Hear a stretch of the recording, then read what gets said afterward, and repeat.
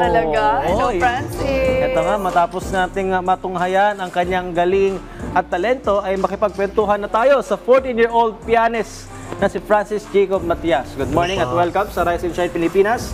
Francis. Hi, Francis. Kamusta ka this morning? Mabuti naman po. Oo, para talagang in the zone ka habang tumutugtog. Tapos feel na feel mo yung music. Ganun tayo mga musician. Tsaka physically inclined, the joke. So, eto, Francis, kwentuhan mo naman kami, paano ka ba nag-start dito sa musical journey mo? Ilang taon ka ba nung nag-start ka mag-piano? Actually, 7 years old po ako nag-start ng piano. 7 years. So, paano yung kwentuhan mo kami, paano yung piano yung napili mo? Tinuruan Maraming ka ba ng instrument, parents diba? mo? Or talagang parang gusto mo lang i-try itong piano as an instrument? Oh, well, actually, nalaman ko yung piano nung 2 years old ako, nung nasa...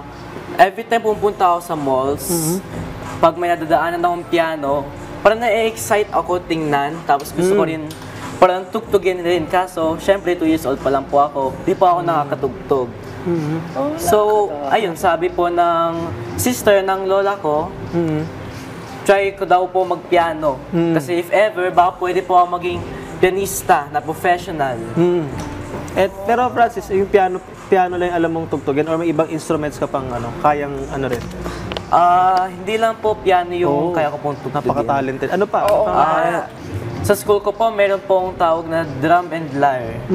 Makasama ka rin doon. Oo, nakakatuwa naman. No? At balita namin na nakatanggap ka or makakatanggap ka ng Excellence in Piano Performance Award sa Golden Crown Global Awards. Ano naman yung pakiramdam mo tungkol dito? So, syempre, for me, na-surprise po ako talaga kasi out of every pianista po, ako po talaga yung pinili. Oh, is it like nationwide awarding ba?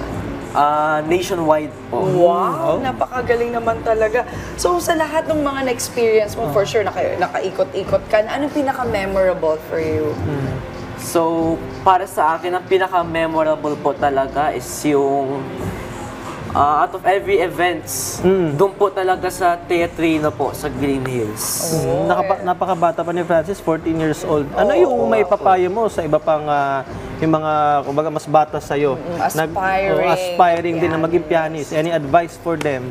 So, ang advice ko po is sundan niyo po ang rule na FDD. Yun po yung palagi ko pong tinatandaan. F stands for focus, D, determination, and D, dedication.